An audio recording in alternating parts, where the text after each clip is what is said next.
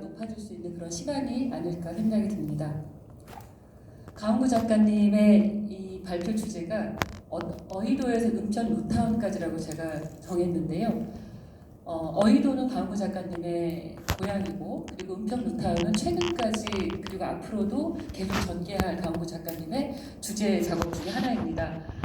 어이도를 살펴보겠습니다. 어이도가 어디냐면 천사의 섬이라고 알려져 있는 섬 자체가 1,004개 정도로 이루어지기도 하고, 그리고 우리나라 남서해안 끝에 자리한 목포 근처에 있는 신안군에 속한 이제 섬인데, 그 섬에서도 가장 작은 이 부분에 해당되는 네. 네.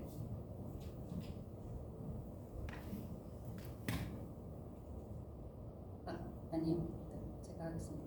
저 끝에 지금 이게 잘 들어오지 않는데, 저 끝에 해당되는 맨 끝에 해당되는 가장 작은 섬 중에 하나입니다.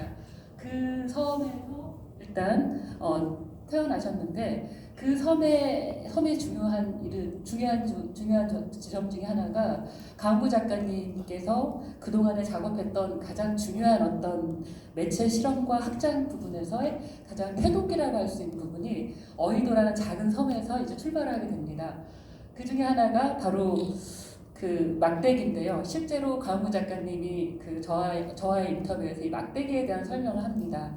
어이도라는 섬은 뻘밭이 굉장히 유명하기도 하고, 그리고 또 10월 이후에는 염전이 사각 스퀘어로 굉장히 넓게 형성이 된다고 하는데, 그때마다 이 막대기 하나로 하늘과 땅에 마치 그 기둥처럼 이 막대기 하나에 모든 그 실험이 이루어지게 됩니다.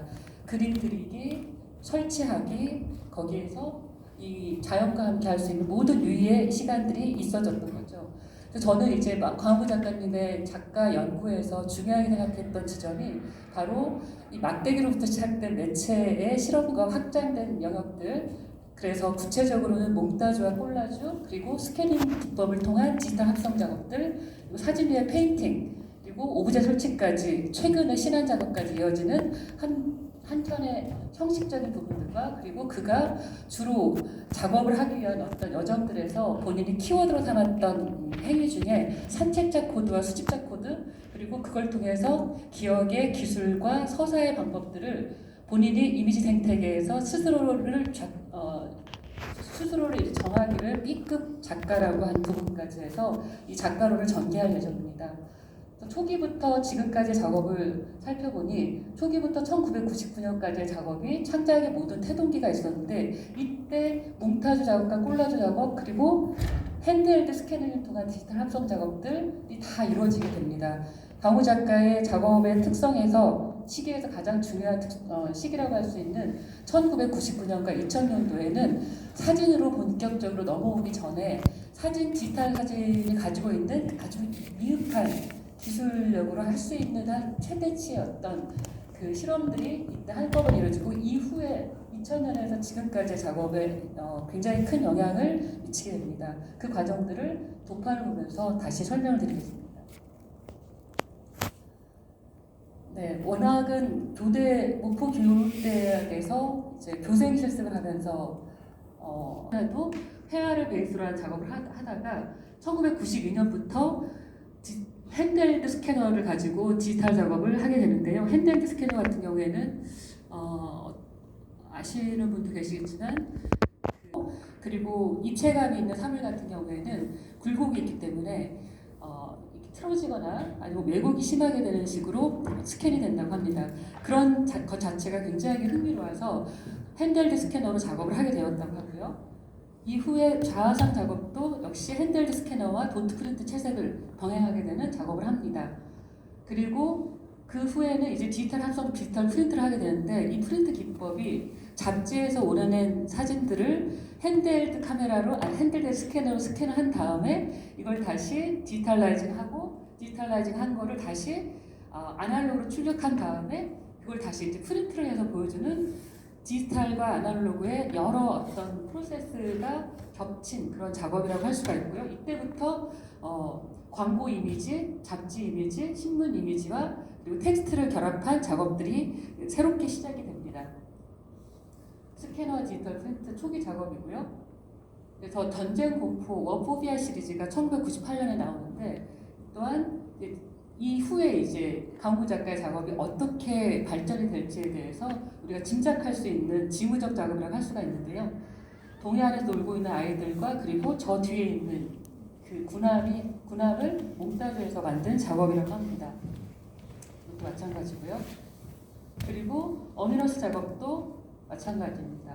잡지에서 오르는 사진들 그리고 직접 찍은 사진들 그걸 다시 합성하고 다시 찍은 거라고 할 수 있죠.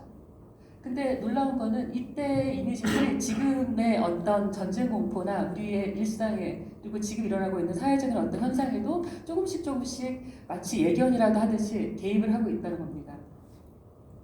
이 작품 같은 경우에는 아시겠지만 9.11 테러가 이제 생각이 나는 그런 장면이기도 하고요.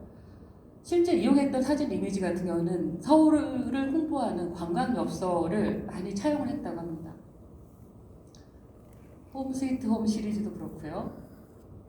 그래서 이 후에 이제 도망자 시리즈가 본격적으로 등장을 하게 되는데 도망자 시리즈 같은 경우에는 모든 아마 5.18을 겪었던 세대 그 자리에 없었던 사람들의 어떤 그 부채의식이 있다고 한다면 도망자, 강우 작가의 도망자도 5.18이 그 근원에 자리하고 있다고 할 수 있습니다. 그리고 이후에 이제 광주에서의 5.18 이후에 어떤 경험들 그리고 그 역사 기억 그리고 사회적 기억 그리고 본인의 어떤 자아 정체성으로 붙어서 항상 도망갈 수밖에 없는 도피할 수밖에 없는 도피하고 싶은 그런 자신의 모습을 표현하고 싶었다고 합니다. 그래서 나왔던 게 이제 끊임없이 한쪽으로 질주하고 역사적 사회적 그리고 우리 동시대에 겪었던 큰 어떤 사건, 사고들이 한쪽에 같이 겹쳐있는 작업으로 표현을 하고 있고요. 그리고 강우 작가가 이제 도망자 시리즈를 하게 된 계기, 그리고 사진 작업을 하게 된 가장 큰 근원에는 실제 영화에서의 어떤 영향을 많이 받게 되는데 안드레스 타르코프스키나 아니면 그 새 작업했던 히치콕이나 이런 작가들의 작업의 한 장면이 굉장히 큰 영향을 받게 됩니다. 특히 이제 타르코프스키의 희생 같은 경우에는 저렇게 불나는 장면들이 있었는데 그 사진은 그 스틸하게 만들어서 우리가 고요히 들여다볼 수 있는 그런 매체라고 한다면 영화 같은 경우에는 순간순간 넘어가기 때문에 내가 좋아하는 저 장면을 어떻게 하면 뚫어지게 볼 수 있을까, 깊이 있게 볼 수 있을까, 길게 볼 수 있을까 고민을 하면서 사진 작업으로 이어지게 된 계기를 말씀을 하셨습니다. 특히 이 도망자 시리즈뿐만이 아니라 다른 시리즈에 등장하지만 히치콕의 북부서로 가라의 캐리 그랜트를 자기가 이입을 시키기도 하고 거의 비슷한 포즈를 취하고 있습니다. 이 장면도 마찬가지고요. 네, 그렇게 시작된 시리즈가 사실 후에마이에서도 영화에서 더 많은 영향을 받게 되고 영화의 한 장면마다 경도하게 되는데 특히 이 한강에서의 이 허우적거리고 있는 하지만 너무나 평화롭고 허우적거리기보다는 뭔가 음미하면서 그 사유에 잠긴 듯한 이 포즈는 제가 생각하기에는 작가의 얼굴과 영화 속의 한 장면을 합성한 것이긴 하지만 사진 속에 등장하는 사람이 입사 직전에 참 위태로운 상황에도 불구하고 아주 여유롭게 헤엄을 치는 듯 진지 평화로운 그리고 영화처럼 환상적인 그런 사진이 됐습니다.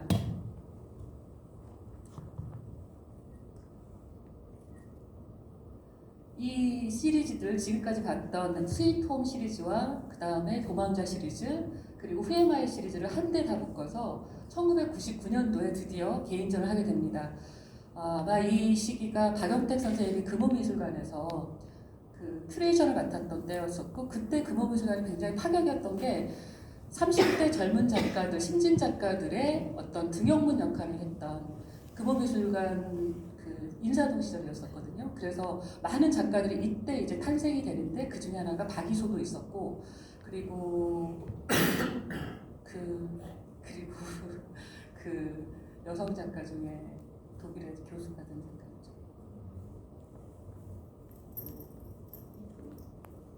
컸다고 하는데 그때 사실 그 당시에 이런 어떤 전시 타이틀, 그러니까 이런이라고 한다면 위치, 속물, 가짜라는 타이틀이 전면에 내세우는 그런 전시 타이틀이 없었고 거기에 강호 작가가 자기의 작가의 변을 쓸 때 드디어 스스로를 B급 작가라는 말을 하게 됩니다.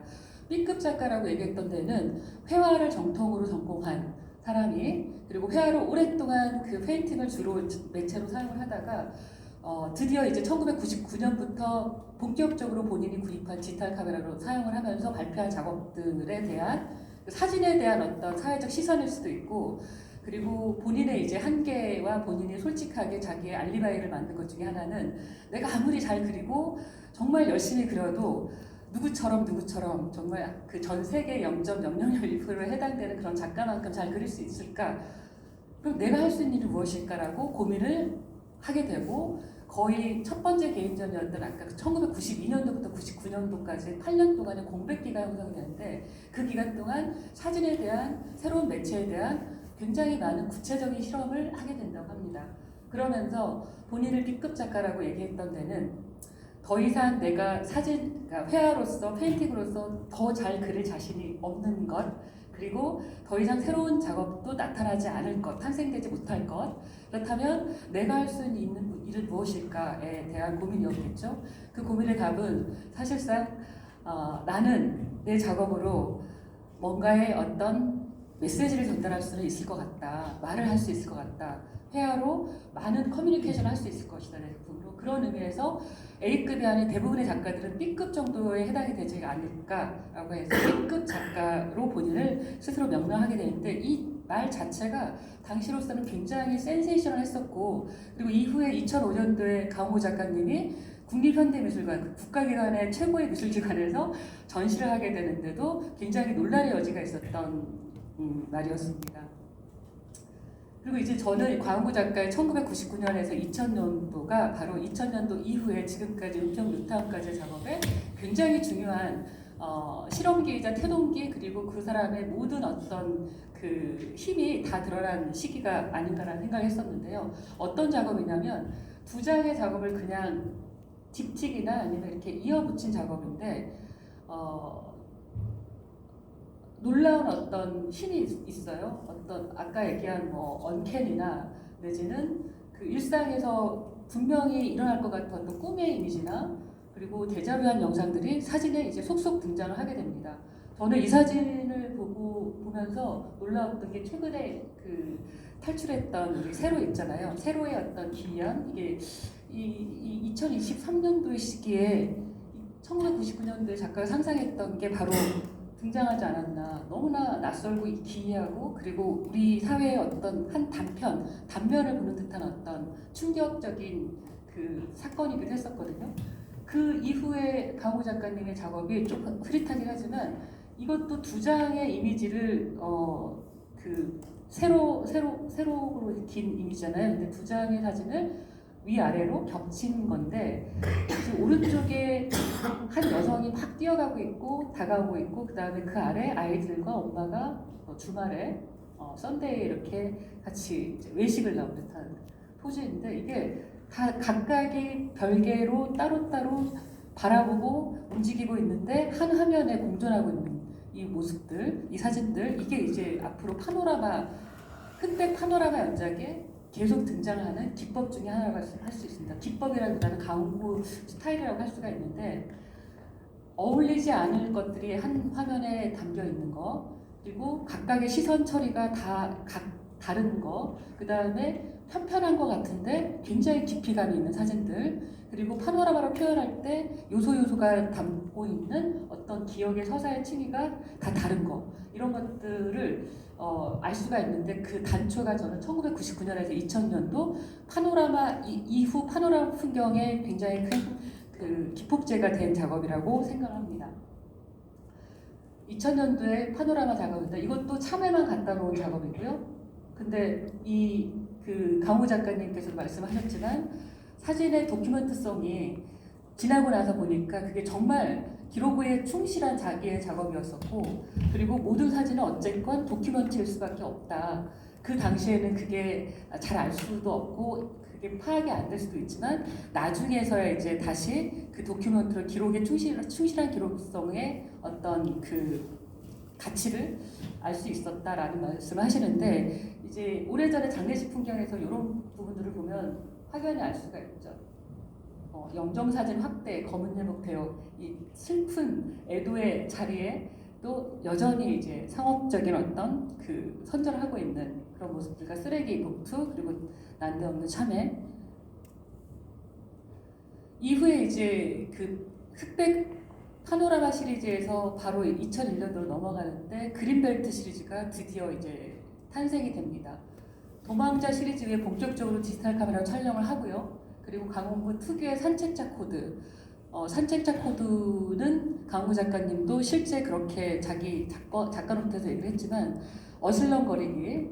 근데 항상 기록의 어떤 수단인 거고. 근데 어슬렁거리면서 배회하면서 힘을 빼고 걷다 보니 마을의 변화하는 풍경들, 어제와 다른 어떤 사람, 내용, 날씨, 그리고 생각을 했습니다.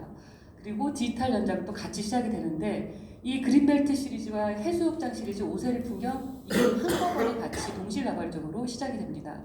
그래서 강원구 산책자의 사진 기록이 이 세 가지가 같이 이루어질 수밖에 없는 게 태도가 비슷하기 때문에 그게 부산의 해안가이건 은평 루타원이건 오세리이건 그리고 본인이 태어난 신안의 어떤 뻘밭이건 간에 장소는 다르지만 공간은 다르지만 비슷한 태도에 그리고 비슷한 형식인 흑백 파노라마 시리즈로 계속 이렇게 확장이 되는 거죠. 그래서 저는 이제 사진 기록이 걸음의 양이 많고 느려서 우리 시대의 풍경을 적재, 적소, 적시하기에 충분하지 않았을 거라는 생각을 했습니다.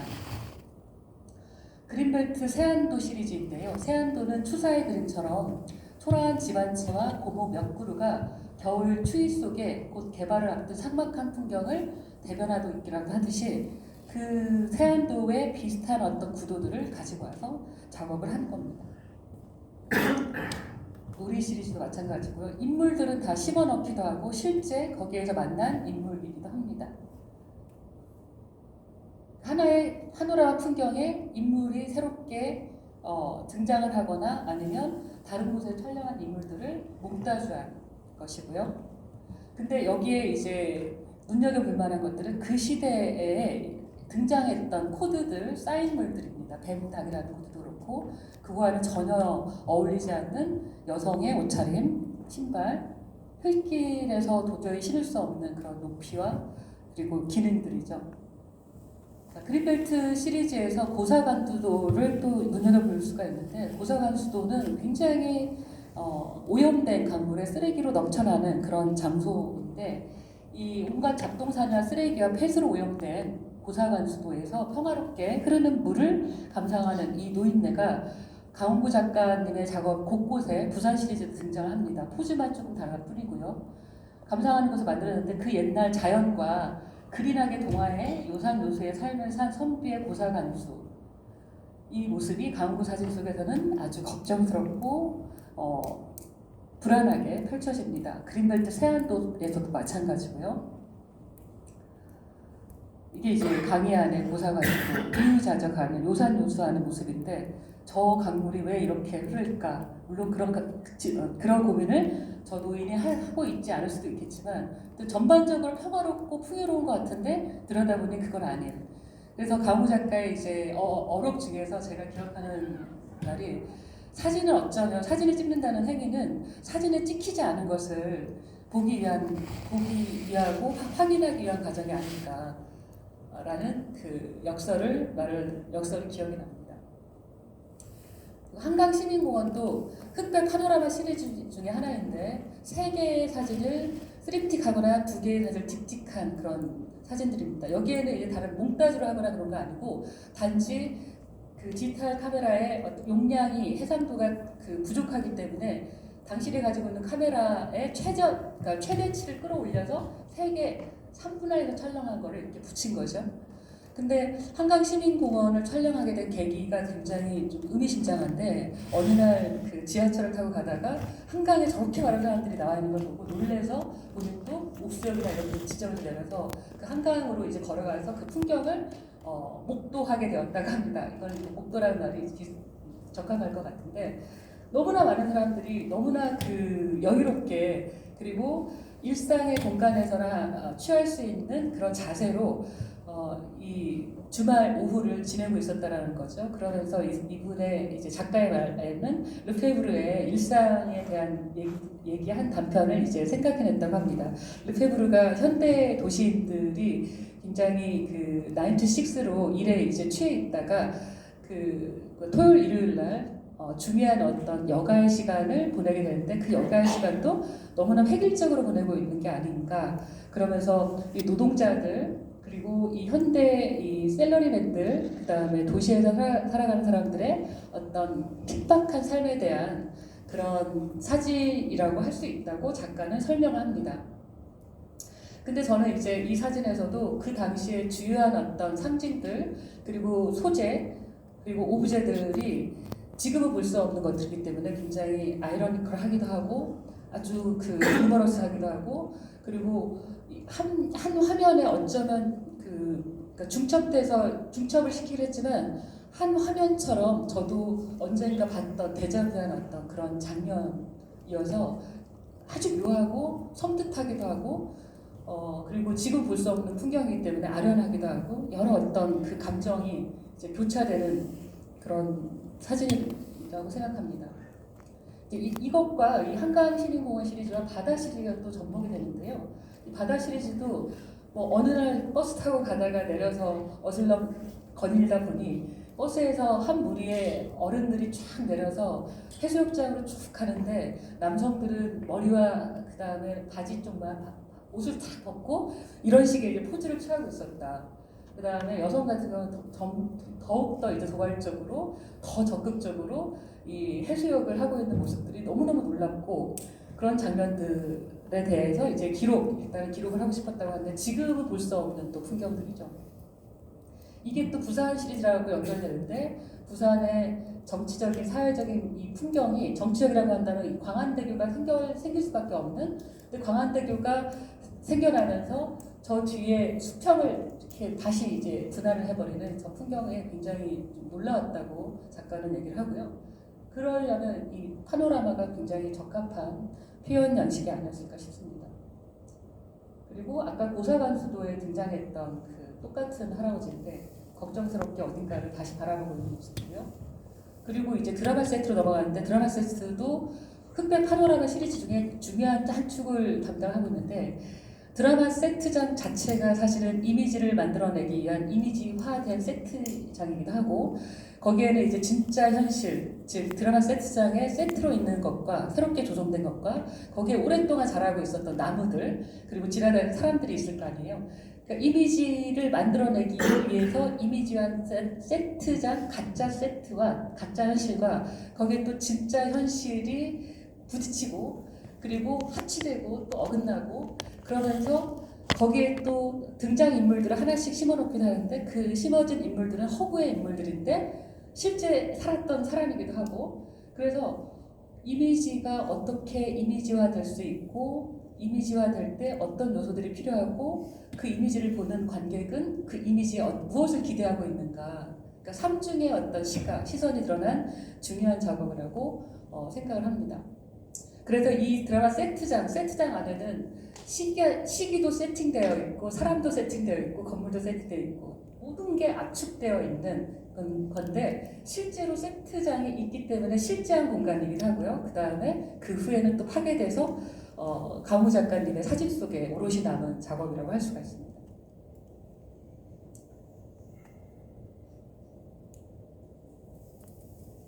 네, 인물이 허구라는 거는 그림자가 없기 때문에 더 이제 확연히 알 수가 있고 그리고 이제 생선이 있는 풍경으로 이어지는데 생선이 있는 풍경에서부터 드디어 강우 작가님의 오브제 작업이 이제 시작이 됩니다. 생선 오브제, 미키마우스 오브제, 수련자 오브제 그 세 가지 시리즈가 동시에 진행이 되는데 2002년도부터 2006년도까지 그 실제 이제 오브제가 등장하는 시기라고 할 수가 있고요. 이 발달이 됐던 게 이제 그 작가의 말씀에 되게 인상 깊기도 하고 어떻게 늘 저렇게 어슬렁거리면서 힘을 쫙 빼고 슬리퍼를 신고 다닐 수가 있을까? 다리가 아플 텐데 많이 걸을 수 없을 텐데. 그런데 또 이렇게 말씀하세요. 홍대 앞을 또 우연히 지나가다가 생뚱맞은 생각이 들었고 그 중에 하나가 그냥 무의미한 가짜 아무렇지 않은 근데 무용한 것들이 놓여 있으면 어떨까? 근데 생선이 있을 수도 있겠지만 잘 없잖아요. 그래서 이제 생선을 생각해내게 되고 그게 난데없이 등장한 생선 때문에 사진이 꿈이 되고 판타지가 되고 그래서 이 계기를 통해서 이제 오브제 작업으로 연결이 되는 그런 작업입니다.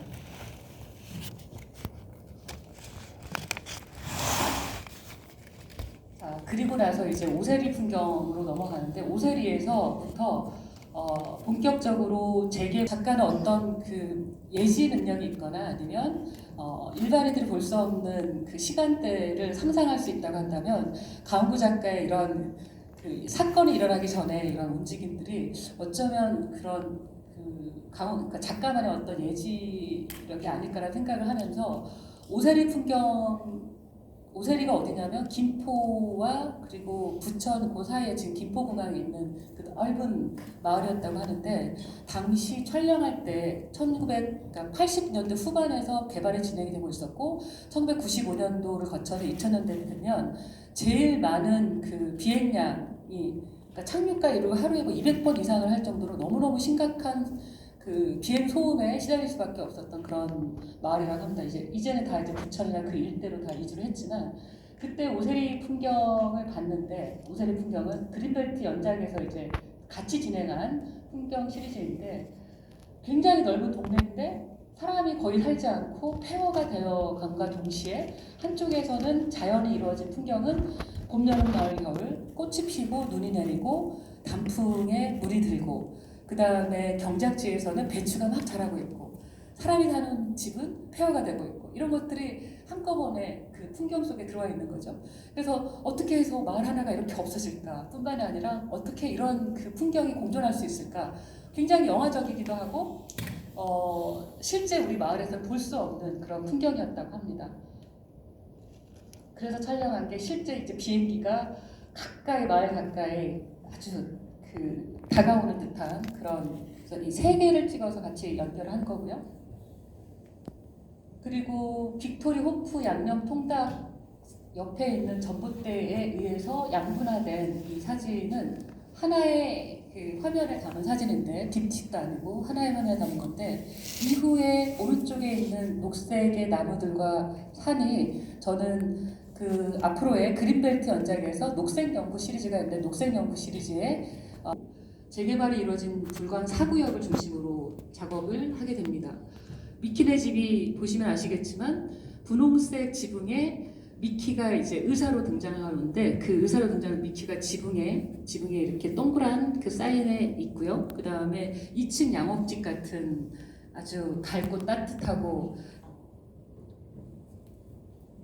한 번쯤 어렸을 때 꿈꿔봤을 법한 그런 꿈꾸는 저도 한 번쯤 이런 양옥집 꿈꿨던 것 같은데 그런 꿈의 상징이라고 할 수가 있겠지. 그 미키네 집을 들고 다니면서 집, 폐허의 집에 놓고 촬영을 합니다. 그리고 이제 미키네 집과 함께 수련자 시리즈가 등장하는데 수련자의 뭐 저격 비상, 우리 그 경호술에 나오는 어떤 용어들 있잖아요. 거기에서도 금강불개, 뭐 금강처럼 단단하고 뭐든지 뭐 때려 부술 수 있는 그 다음에 능공허공, 뭐 허공을 아주 능숙하게 이렇게 활보할 수 있는 그런 수련자를 등장시키는데 저는 이제 이 수련자 시리즈가 강홍구라는 작가가 작가를 달리 표현한 아니면 자기 자신의 어떤 다른 모습 중에 하나가 이 수련자 시리즈에 잘 심어진 게 아닐까라는 생각을 했습니다. 어떤 면에서 그러냐면 일단 그 움직이는 곳마다 재개발이 되고 있는 한국의 풍경들 한쪽에 그리고 그 풍경에 앞서서 계속 작업자로서 어슬렁거린다고 하지만 산책자로 계속 돌아다니면서 그걸 수집할 수밖에 없는 그리고 계속 찍지 않으면 발견할 수 없는 계속 들여다보고 그 안에서 오랫동안 고민으로 심어놓은 게 아닌가라는 생각을 했습니다. 자, 자, 그리고 변방의 겨울 시리즈가 등장하는데